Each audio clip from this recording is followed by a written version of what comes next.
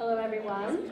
Welcome to the last session in the Black Box, Bright Box Theater. I'm getting confused with the Black Box Theater.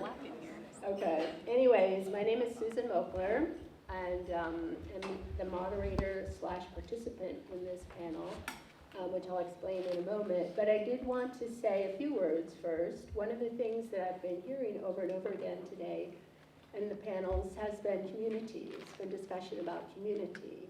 And these people that you see in front of you today are part of my writing community, and we all have some connection either to Marymount University, either teach there presently, have taught there, and American University, and the same, either teach there currently, have attended school there through the MFA program. So we have some overlap. And how I met Sean was through an event at Marymount University, and I said, well, you know, we have this trauma panel we've been writing about. We each of us have been writing poetry and essays and nonfiction about different types of trauma, from our own personal experiences or from historical or cultural trauma. And each of us has a little bit different story. So I met Sean at an event at Marymount, and then he was gracious enough to offer us this platform for us to come here today and to read our work and to discuss the challenges. There are many challenges involved, and in thinking about what we're going to write about, why we're writing it, what we hope to accomplish, and what we're going to do after we write it, or the process of writing about it. So I'm going to throw out a few questions. Okay. Thank you. Sure. After I introduce our panel, and you have to excuse me with my eyes, so I'm getting used to wearing reading glasses, so I can see far away, but I can't see up close. So I haven't quite mastered this. So that's why I'm dropping things and on and off. Anyways, to my immediate left here is Claire Kinnane, who I met recently, about a year or so ago, in Arlington, and has a manuscript about some personal experiences of trauma that she's going to read some poems from. To her left, Kirsten Porter, another person that I met through Marymount in Arlington, and who also has a manuscript of poetry that she's submitting to different places for publication, and is going to read a few of her poems as well. The next is Karapetkova, who teaches at Marymount University, and is a poet, has a couple of books about poetry, a couple of books of poetry about immigration issues and loss of culture, and also has been writing quite a bit about whiteness. And Sarah Trembath, down in the end, has a book, a hybrid publication, which is really interesting. We heard about a little bit about that earlier today, about historical trauma. So I'm going to throw out a few questions, a few framing questions, but partly how did each of these individuals come to decide on the topic that they wrote about, why they chose the form they chose, how is the writing perhaps different than just journal writing? We probably have done a lot of that. Probably many of you have done that. And one thing I think is really interesting is if we're writing about trauma, in the process of doing it, do we re-traumatize ourselves? And do we traumatize our audience? So I hope that's not the case. So a lot of talk recently has been, when I was researching some writing about trauma, I kept coming across the phrase that this is therapeutic, that this writing is therapeutic. And I immediately disagreed. I said, well, I certainly don't do that too. You know, that's something different. That's you go to therapy or you write in your journal. And so I would like that is something I might ask the panelists to describe, is what has been their experience of writing about the trauma. Has it been therapeutic to them, for them? And I would say personally from my own experience that I did not intend that to happen, but it happened in spite of myself, that I just felt, oh, okay, I think why we do it is to understand. We were trying to understand what happened. We look at it as writers, we're looking at it, we're turning it over, we're reflecting on the incident, and just trying to make sense of it. So that's my first priority, is to try to make sense of the situation. So I will throw out some of those questions in general, now, and then each of them, what I would like them to do is to speak to each of those questions about their own work. Like what topic do they write from, and why did they choose a particular form, and what happened in the process, and anything else they would like to say. Because I think as this type of writing, mostly poetry and essays, we each have a different experience. And I told them that I would go first and read a couple of my poems. And I thought this first one, when I was listening to the last panel, I thought it had a lot of tie-in. That's why I chose to read it first. And if I remember, it came from a class assignment to write a persona poem. And so I was looking for some persona to take. And I was very struck by a newspaper article I read in the Washington Post in 2016. And the title of the article was, "We Live in Aleppo, Here's How We Survive." And it was about the bombings in Aleppo. And I was very struck that this newspaper article was basically a how to survive in the midst of the bombings. So I took on the voice of the person who wrote it, and some of the images might have been his, but I put it into my voice. And I gave him credit for it. I have a footnote for it, and also the title. So the person's name who wrote it is in the title of the poem. When Omer Shaban teaches us how to survive. Do your homework. Each kind of airstrike, shells, rockets, phosphorus bombs, cluster bombs, makes its own unique sound. Why wouldn't it? High-pitched squeaking, clicking, rumbling like thunder, even buzzing. Learn the differences. Learn by their sound how close they are to you, how much time you'll have to take cover. There is always one you won't hear. There's no use worrying about that one. Live on the lower floors of buildings. Stay out of the rooms near the streets. We use ours for storage. You won't have to worry about lights attracting bombers or snipers. There won't be any electricity. It's almost always dark, smoke, smoldering rubble. It's best to spend most of your time inside. You'll be bored, but you have to believe life will be normal again, one day. If you have a car, use it sparingly. Hide it in an empty garage or shop.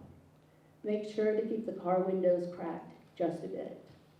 Otherwise, the glass may shatter from the pressure of bombs exploding nearby. That happened to me, not 20 feet behind me. I never heard it coming. The windshield shattered. When you kiss your wife or run into your friends on the street, look them in the eyes. Look deeply at them. Memorize every inch of them. Tell them you love them. Tell them again. It may be the last time. Tell them how happy you are that you are together. Stay calm. Above all, you have to stay calm. Remember why you choose to stay. It is your city. It is your country. You must absolutely insist on it. And then another one I want to read is, this also is it's a form of poetry called villanelle, which has some repetition of words and lines, and it's a very good form for use in something you have no answer to. So something you just keep repeating over and over again, perhaps in a different way, to try and figure it out. So this poem is about a personal experience, personal trauma. I have a daughter adopted from Russia who spent her first year in an orphanage, probably being completely ignored. And she's 19 now, but she's had a lot of mental and emotional difficulties and challenges, and a lot of behavioral issues. So, I mean, the idea of adoption to begin with is traumatic for the child, right? She's lost her country, she's lost her culture, she doesn't know who her parents are, she's dumped into a new family, into a new language. So the poem is called Navigation, and there is some rhyming to it. We had chosen this young girl for our home, blue-eyed Russian child who refused to cry. Part of her stayed frozen, turned to stone. We give her love, we love her as our own. Some days that love feels real, some days a lie. We ask, what had chosen her for our home? She sleepwalks, then we hear her frightened tone. Who am I? What's my name? I want to die. A part of her stays frozen, turned to stone. She climbs onto our roof at night alone, hoping stars can answer her. Why me? Why? We had chosen her to be a part of our home. So much about her past remains unknown. No answers in the stars or in the sky. We've chosen you and want you in our home. A part of her stays frozen. Now come home. So those are the only two that I'm going to read. So I'm going to ask each person to perhaps speak to their own work, like what topic they are choosing, why, if they want to share a personal experience, the form, the experience of writing about it. There's also a possibility of, if you're writing about a personal experience, like I never shared this with my daughter. I don't know if I will ever, because it might, I don't know what it would do to her. So it's like, how do you write about someone who perhaps has harmed you, and then do you want to make it public? So that's another question, another challenge of writing about trauma. So if each person would speak sort of to their own work. And Claire? Okay, there's a lot of questions there. Yes, there's many questions. I might just pick one. Yeah, you can just pick whatever speaks to you most. So there's something you brought up earlier. When you write about trauma, do you re-traumatize yourself? I think that's a really, really compelling question, because in order to write something well, you have to relive it. I mean, you really have to get inside of the moment again, except you're not getting inside of it the way you were the first time. When you were inside of it the first time, if you were afraid especially, you were in that kind of limbic, survival mode, and you're just reacting. And this time you're going back to that space, but you're more conscious now. So it's almost kind of like being in a weird dream where you still feel the same feelings, but someone who's more confident and more in control is kind of also present. And so you have this kind of dual consciousness. If I'm still, my heart might be racing a little bit because I'm thinking about this, but I'm not back there. I'm in my room. I'm not there. I'm here, and I can have some artistic ownership over this, and I can kind of steer the ship a little bit. It's not just throwing me around. And so it's kind of both things at the same time. Another thing that I experienced when I was writing my book, so I was in an abusive relationship with an alcoholic for a few years. When I was in my 20s, it was pretty bad, and he died of a heroin overdose, so he passed away. And so I wrote a book about the relationship and his death and how I felt about his death, and the experience I had writing it is that, when I would go back to some of these painful memories, like, I don't enjoy the memory, but I enjoy the poem. Like, this is a good poem. Like, this is a good metaphor. It's a good simile. These are some good word choices. I'm proud of myself right now. So even if I'm writing about something that I feel, shame over, for example, well, I might not be proud of that moment I was in, but I'm proud of the way I'm writing about it. And so you kind of take something that was all bad at the time. You're like, yeah, but even by writing it, it's like, but now I have a good thing. Now I have something that I can read out of panel, or now I have something someone else can relate to, and you're turning it into art.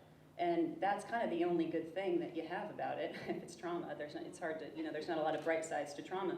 But if you can turn it into something and feel good about what you made, then you've got something good. And so, I win, or whatever. So are we reading, or are we just passing? Yes, go ahead and. Okay, great. Okay, I'm going to take a little Speak to your sip. specific work. Okay. I'm a teacher, so I learned it's worth it to take time to take a sip of water, even if it's awkward, because then you make everyone watch you do it. It's okay. All right. So the book I wrote is called A Problem of Infinite Mass, relating the relationship I was in to a black hole. And the first poem in the book is called Black Hole. Funny story, so I have 2 master's degrees in the content area of English. I thought black hole was one word until 2 months ago. And I didn't know how to spell psychology until 2 days ago. So if you're someone who struggles with those things, it's okay. It's nothing to do with your intelligence. I think it should be one word. Okay. Black hole, 2 words. They say no one knows what goes on inside, but I do. I sit cross-legged in the center at night in a puddle of rain.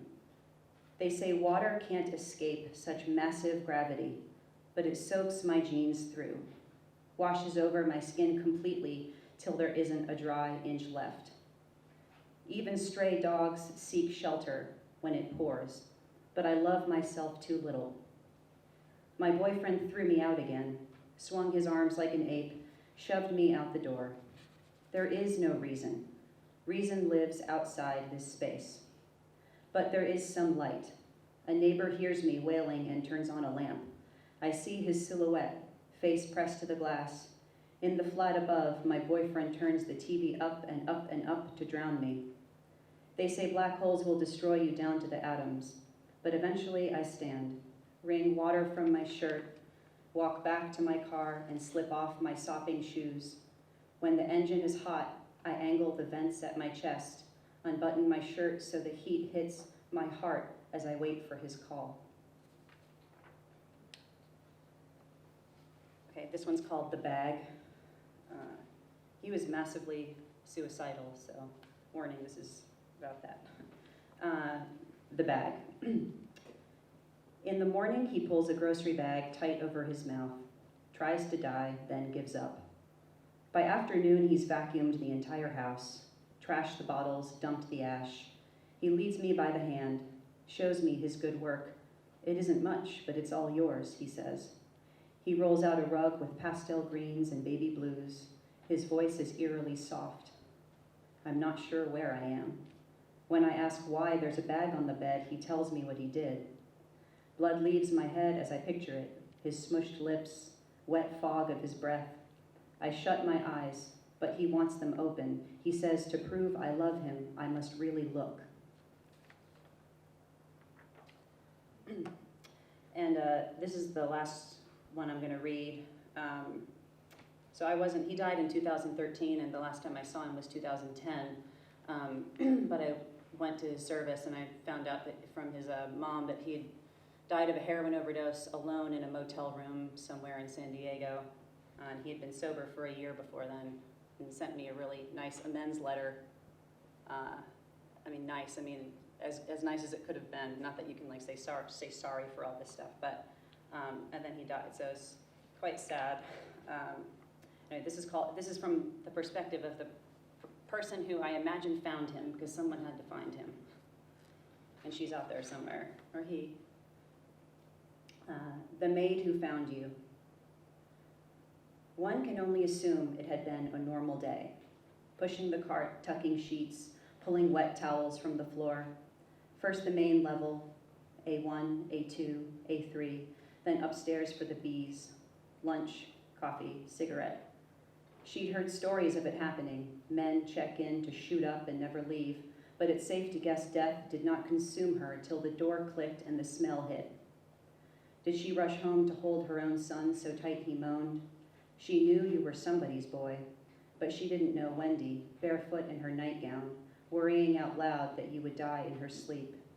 that a maid would find you in some shithole motel and you would be alone. Maybe she quit. Maybe your bed was the last she made, your body a light bulb moment. If so, I know how she feels, even though you still drew breath when I turned my back, even though I know how you kiss, and she doesn't even know your name.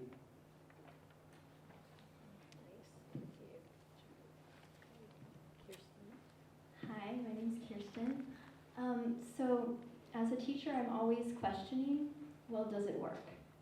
I want to do the best thing I can for the students, and I never want to hurt them. So the question about, well, are you re-traumatizing is always something of great concern for me.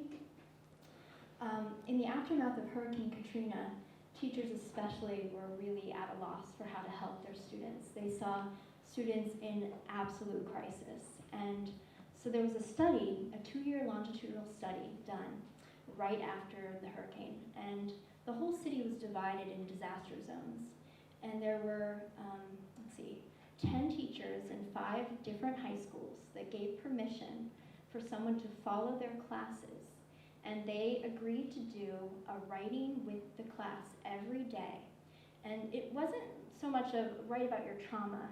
It was, I know what happened. We are all hurting right now. We're not going to ignore it. And if you feel like this is a safe space, we're going to allow you time to both write about it and talk about it. And if you don't want to write or talk about it, that's okay too. So this researcher followed this study for 2 years. And what she found was at the end of the 2 years, these students that were in this program learned something really important. They were doing something remarkable.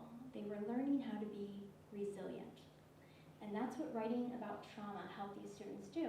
They also looked at other students in the same school where, it wasn't like this is the right way and we're going to do it this way.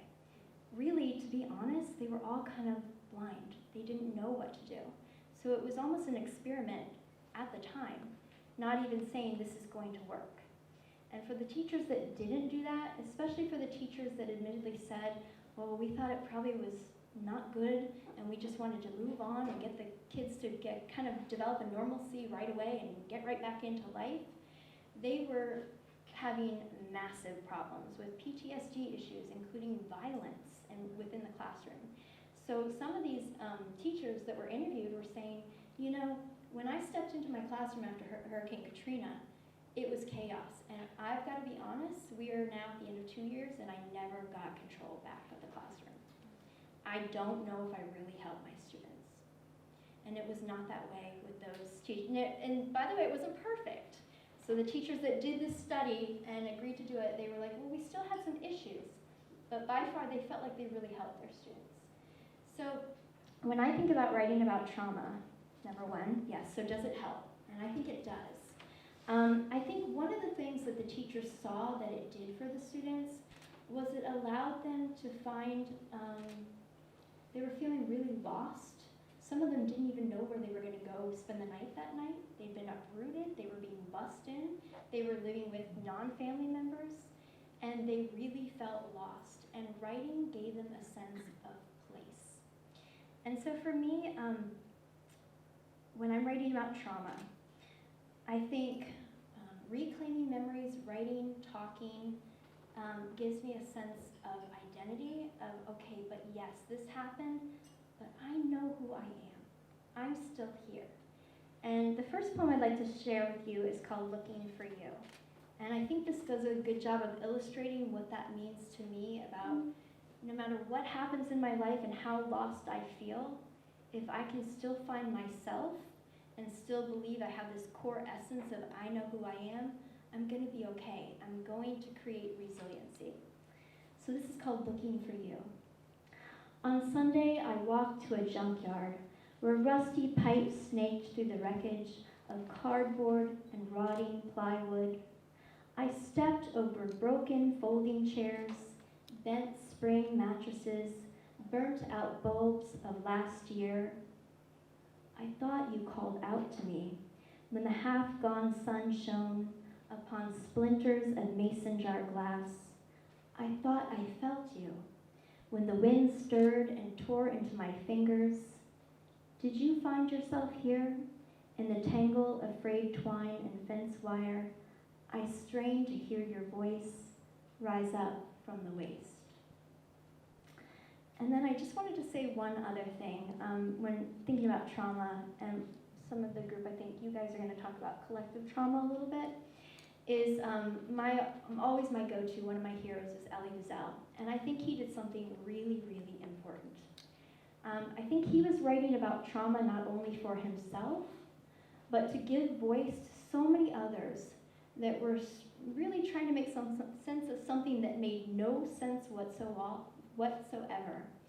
And trying to find a voice, it's important to understand that, like, just because I'm writing about something that other people are going through, I'm not telling you, I'm going to give you my voice and this is how you feel about it. But I am giving you the sense that it's okay to claim your story, no matter where you've come from and what horrific trauma that you might have gone through. You are here, you are resilient, your voice matters, and just giving permission to those students in Hurricane Katrina, right? Just telling them, your voice matters, and if you want to tell it, if you're ready, I will listen, I think is one of the most powerful things you can do for someone that has gone through trauma, is saying, I will sit with you, I will believe you, and I will listen to you.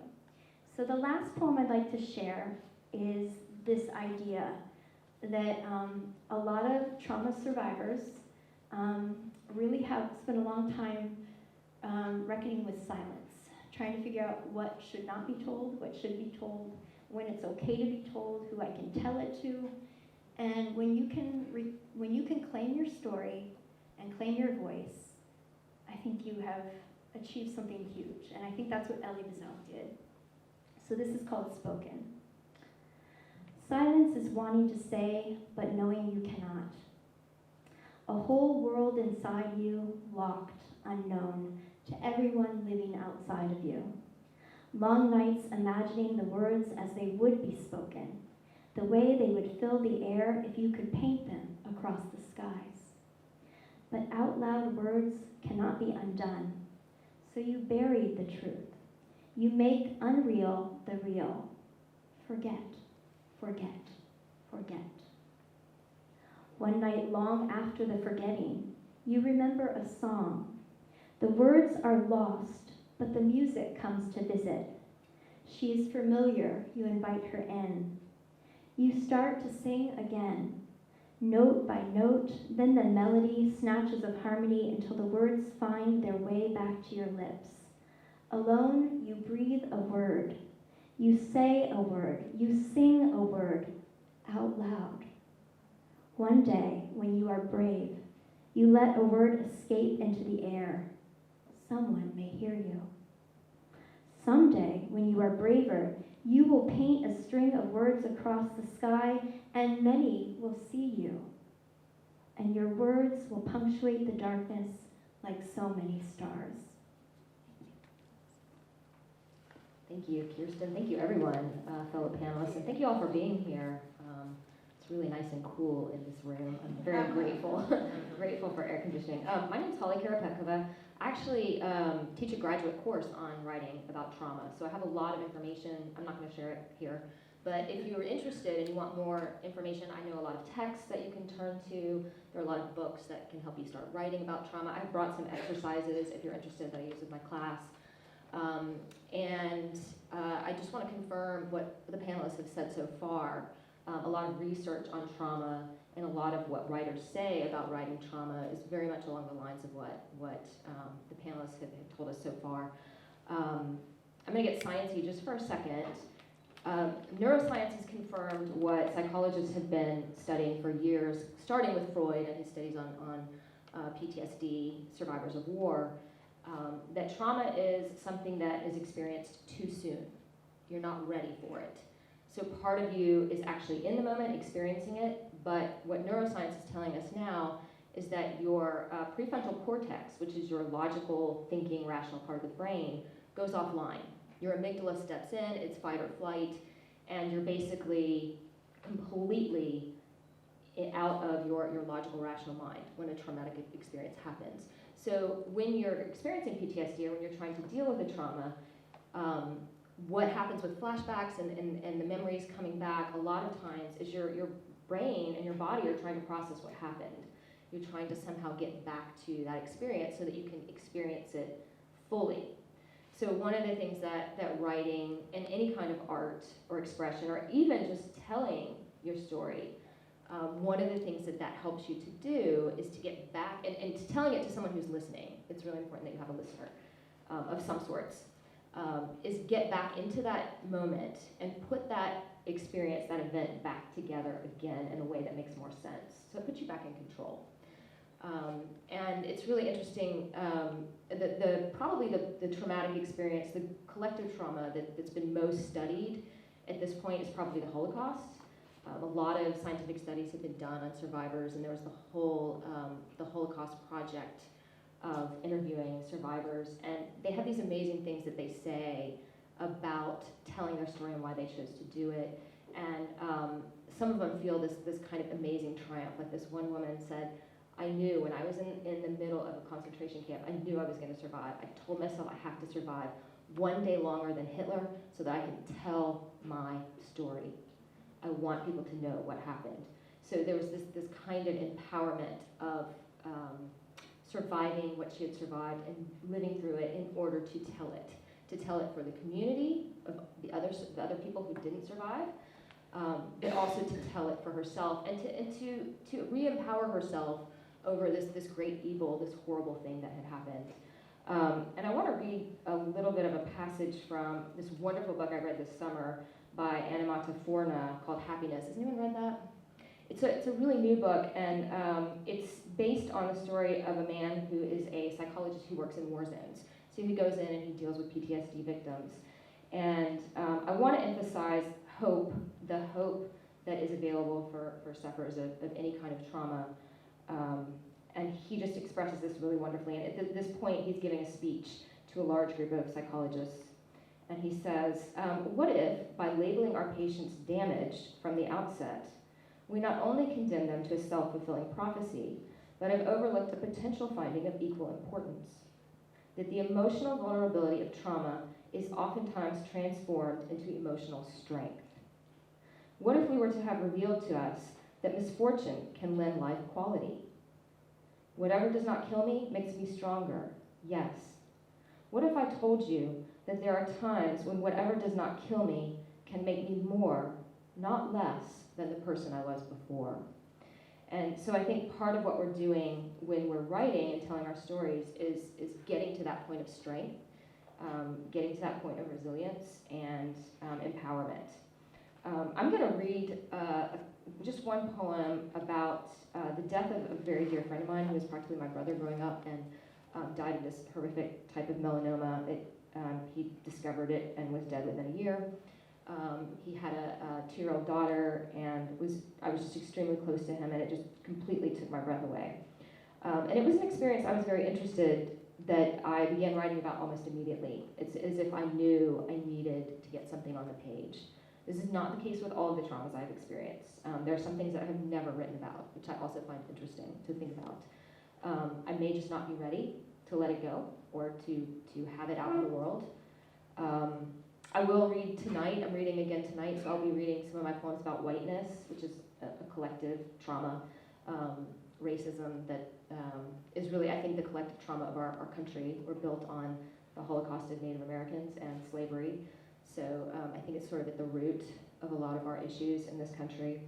I'll be reading those tonight. I'll be reading also about immigration. My husband is a political refugee and has a really interesting story about trauma, and I'll be reading some poems about that tonight. But I just thought I'd read this poem that illustrates how much I was trying to put my life back together after my friend's death. It's called Holiday. I spent the Christmas after your death hunched above a puzzle.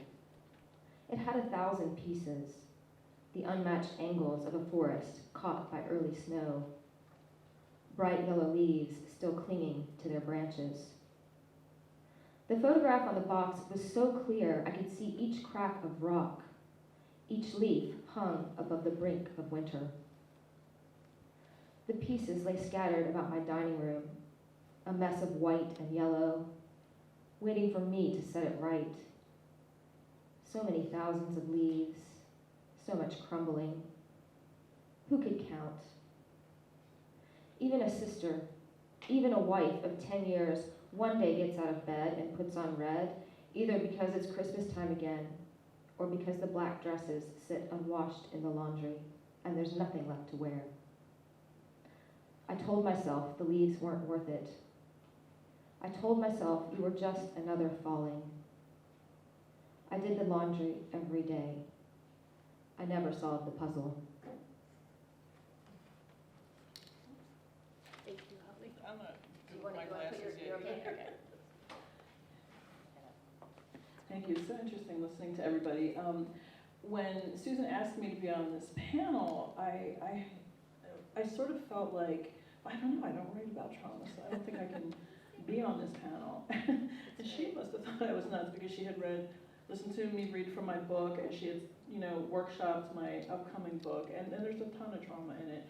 But I realized that I come from a family where we don't talk about trauma. Like well, my mom used to say all the time, if you don't have anything nice to say, don't say anything. That was our family motto. And so bad things happen to other people, and we would help them. Like, we're generous people in that way, but we don't have bad things that happen.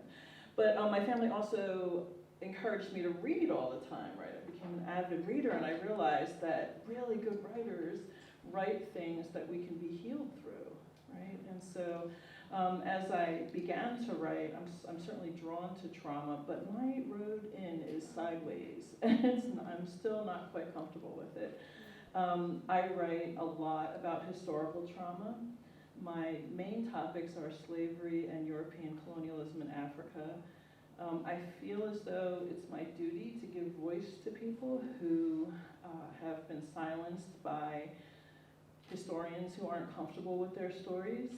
I also came to that topic first of all, through studying it, but also through listening to my students bring their year after year after year of misinformation into my classroom. I thought, I have to write the book that tells them how it went.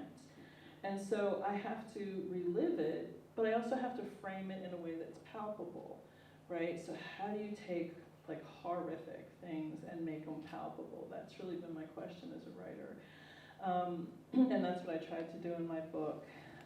But one of the things I was thinking on the ride down is when you relive people's traumas, like you feel them, right? And so some of my research, a lot of my research gave me nightmares, left me in just sobbing desperation, like listening to what people went through. I mean, there's a reason why we don't want to talk about those things.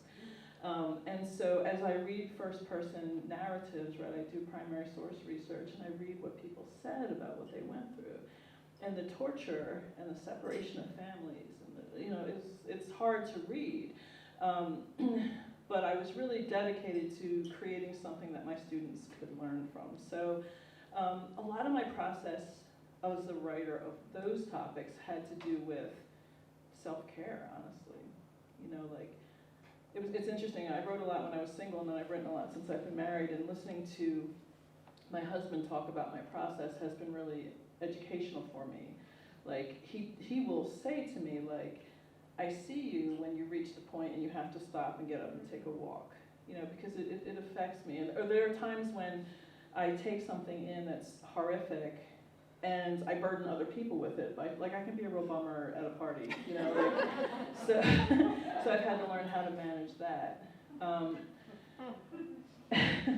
And so, but I also felt like I've written about a bunch of historical traumas in my essays, and I also felt that it's a little bit of a cop-out to leave yourself out of it. And so I wrote an opening essay on a trauma that I did experience, but I wrote it in second person.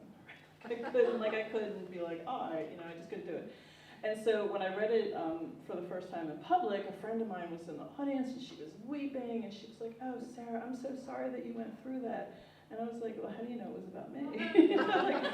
I thought that the second person was just kind of obscure everything, but I was wrong, so that's about me. And so I actually started to realize, okay, this, I should as a writer try to evolve in this way. I should get more comfortable with speaking about things that are more personal, because that's how I healed a lot, right? Because my family didn't talk about trauma. Like reading the works of great writers, right? Like in the 80s, it was Toni Morrison, it was Alice Walker. They were saying things that we all needed to hear because the shame is removed, because I win, as you say, right? Because these things are collective and we all experience them. So in my upcoming checkbook, I have written about a couple of traumas that were personal.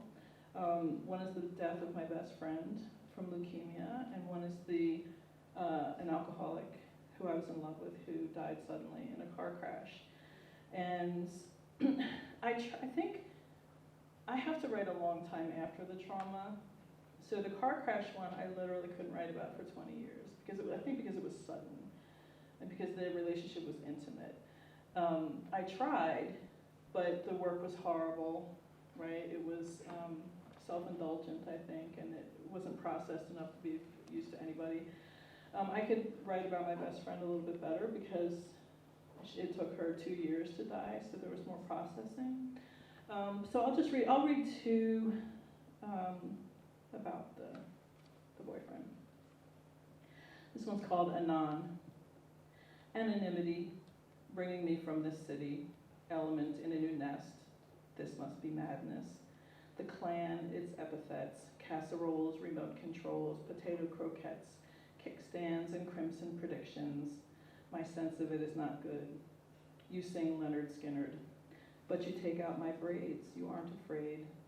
And then without a sound, something aloft comes down. What do we call it? The undoing of heavenly twine between our two trees.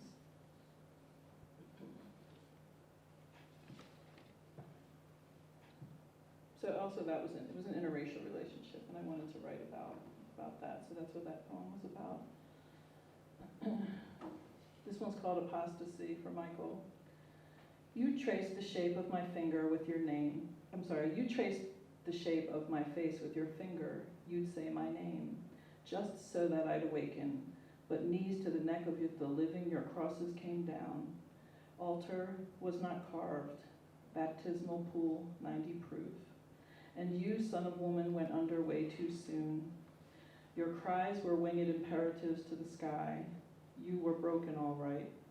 The sins of your forebears, bayonet blades slashing away at your veins. I was supposed to be fodder for the feedings, the breeding sows, their housefrau, but you were the one with boot-clad troops in your line. I have only question marks in mine, and I'm swarthy. We weren't supposed to be sweet, so how is it you were so silken? How could your mouth be just that hungry for mine? Your bones bounced around like jelly beans in a bag. Teeth fell out of your face. I was the fodder, all right, and so were those silhouette nights.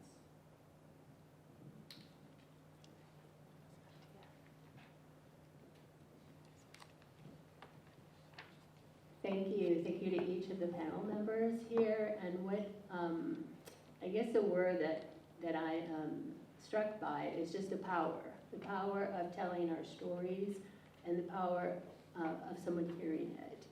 And I do appreciate each of you and thank you for the courage to do this, the courage to face the trauma, whatever it is, and to write about it, to turn it over in your brain, to re-experience it, re-traumatize if it happens, and to sit up here and read it to you.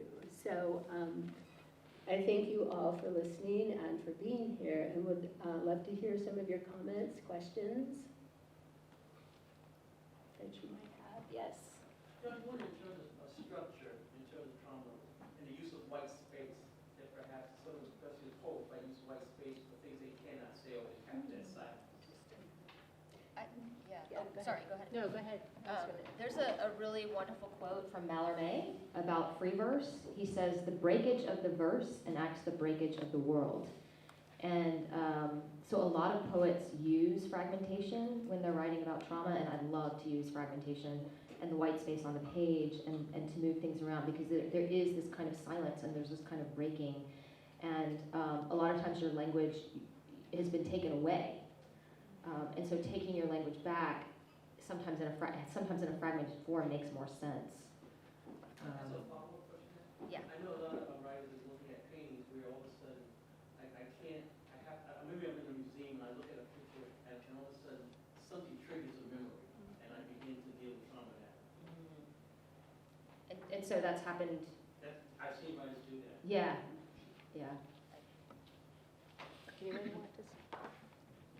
One of the comments I was going to make earlier was that we all deal with trauma in different ways. Some of it is triggered by something we see, a painting, something we hear, a line that we hear. The newspaper article, as in the poem that I read, it really spoke to me. And it probably gets to some other, a deeper trauma inside of me, a personal trauma.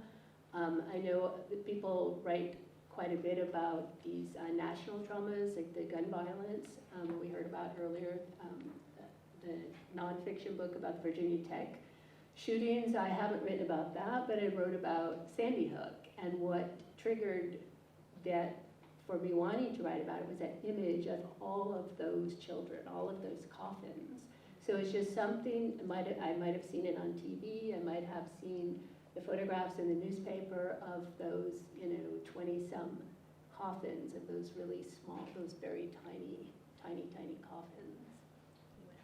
I just had a thought. Oh, okay.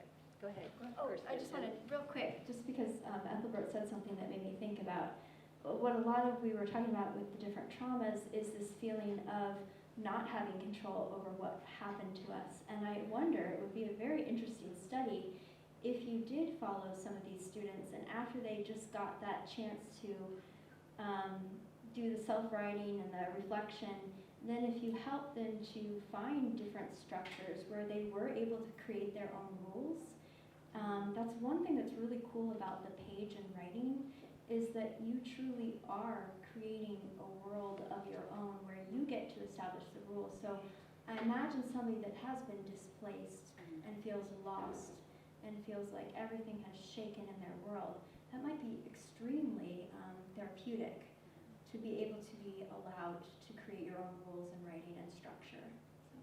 There was a question over there.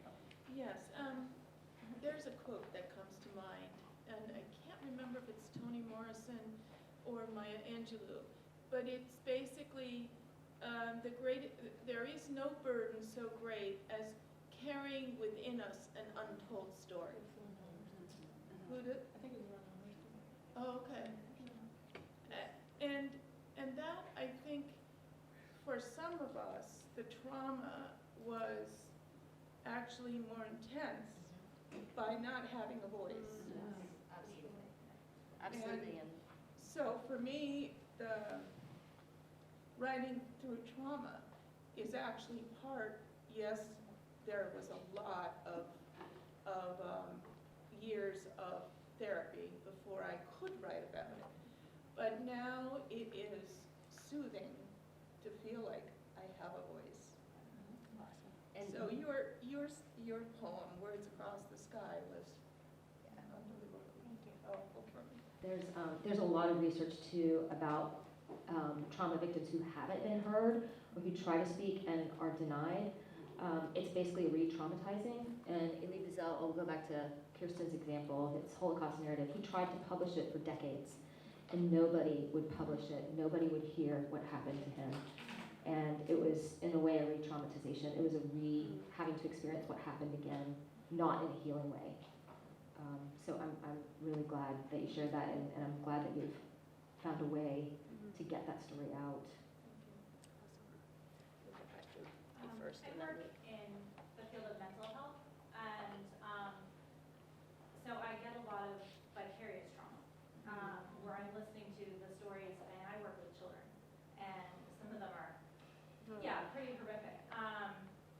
And so sometimes when I think about processing parts of that through my writing, by including portions of that, something I kind of struggle with is, am I honoring their story, or am I arrogant to think that I can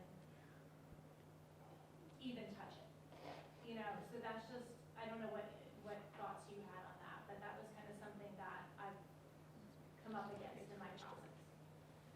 a great It's question. interesting, because, you know, as I was reading about this person that I love so much, I started to realize that part of what I'm doing is giving his life a little bit of a victory. He was a very abused child. He grew up, he was the son of an escaped Nazi who grew up in the Caribbean somewhere, fled from Austria, and then had a son who moved to America who married an Italian Greek woman and had him. And so his family has all this horrible violence in it. I mean, really disgusting, dark family secrets. And really, like, the most absurd alcoholism I've ever seen. And that father grew up brutalizing him, broke his teeth, broke his nose. And yeah, he was a very abused person, but he had such dignity. He walked really differently than that in the world. And so I realized that by telling his story, and by telling on them, you know, like some of my poems tell on them, like that Nazi past a little bit, and that there's a victory that he could fall in love with a black woman in college, you know, which was not okay, like it was not okay back home, you know, like there's a victory, not enough for him to live, you know, but I made it a victory, like I gave it my own ending. And so to speak to your question, I think that that's really honorable of you to think, like, what is my motive in speaking to other people's traumas, you know, and I don't know, that's your personal, you know, that's something for you to examine and look at, how, like, where am I accessing this? Am I accessing it through something I'm experiencing, or am I imagining them? And I think the fact that you're thinking about it indicates to me that you're taking it from an honorable place. But I do know that my connection to the traumas that I wrote about had a lot to do with giving him victory, like helping him in death, like walk tall again. I have a thought about that too. You know, in terms of the kids that, you know, you work with and you see, the best person to write those stories is them. Only they can write that story. But you have a right to your own story. Your own story is that you are affected by them. And that they are part of your emotional fabric now and your consciousness, and that's your story, and they're a part of you. And if that's the story you're telling, then that's your story. You know, you can empathize with them, you can't be them, but you can empathize with them. And that's important too, like your story is important too, your story of them. So I would definitely keep going with it and don't worry too much about if you're getting it right, because you're not going to if getting it right is like exactly knowing what it's like to be them every day, but you know what it's like to be you every day, reacting to them. And that's good, you should keep going. There's a large debate going on in the literary world about who has a right to tell whose stories. And there's this, you know, Lionel Shriver's horrific, like, Sombrero event, and then the Kenneth Goldberg reading Michael Brown's autopsy report. And, you know, there's just these horrific stories of people who just botch it horribly. But I was at AWP this year, and I heard Colson Whitehead, I was lucky enough to hear him talk, and he said, you know, if you want to, as a fiction writer, you have to tell other people's stories, right? You have to step into the shoes of people who are not you. And he said, it's okay, try it. If you fuck up, don't be surprised if people call you on it, right? They're going to tell you fucked up. Do it better next time, right? But to remove ourselves from trying on other people's experiences or trying to understand or write about other people's experiences, you know, as writers, we may not be able to do that. Like, we kind of have to move into other perspectives. So it's something for us all to think about and to be conscious of what we're doing and to try to do it from a perspective of respect and true understanding, as opposed to co-opting or benefiting from people's stories. Does anybody know Catherine Boo's Behind the Beautiful Forevers? Yeah. It's a really wonderful example of telling other people's story and not co-opting it. She lived in a slum in Mumbai for like 3 years, I think, got to know these people, lived with these people in the slum, and then wrote the book about them from a third-person point of view, giving them like thoughts, like she conveys their thoughts on the page. And she wanted not to be the white savior coming in, telling their story for them. So she wanted to give them voice. And then she turned around and she gives the proceeds of the book. She shares the proceeds of the book with them. She also wrote an article about Hurricane Katrina. She followed several families after and really did an excellent. It was one of those stories where it was so good. It was like in a newspaper or something, and you thought you were reading a book. It was really good. What's her name again? Catherine Boo. BOO. Comment? Oh, questions? The story that I hear the most and seem to be involved with the most in my writing is sexual abuse, incest, emotional abuse within the family, and I wondered if any of you are dealing with that or have written about that. I have quite a bit, actually, and I was going to read one of the poems here today, mainly from emotional abuse, from a family member, some physical abuse, but mainly emotional, who is a family member who is alive, and I, have a relationship with. So it's been extremely difficult for me to write about it, to re-experience it. I think and I've been doing a lot of work on it, probably since I first decided to have this, to pull this together, because I think I had been trying to process it.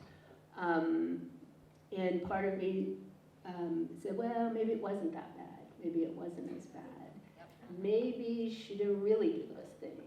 Maybe she was mentally ill and we didn't know it.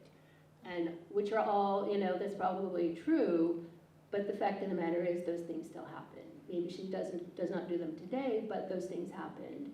And I think the kicker for me was when I was telling my daughter's therapist, I was talking to her, and I was telling her some about this, and the therapist looked at me and she said, this person, who's my sister, ruined my childhood. And then it's like, yeah, when somebody says that to you, it hits you in the stomach, in the gut, and you say, yeah, she did. Yeah, it was true. It did happen.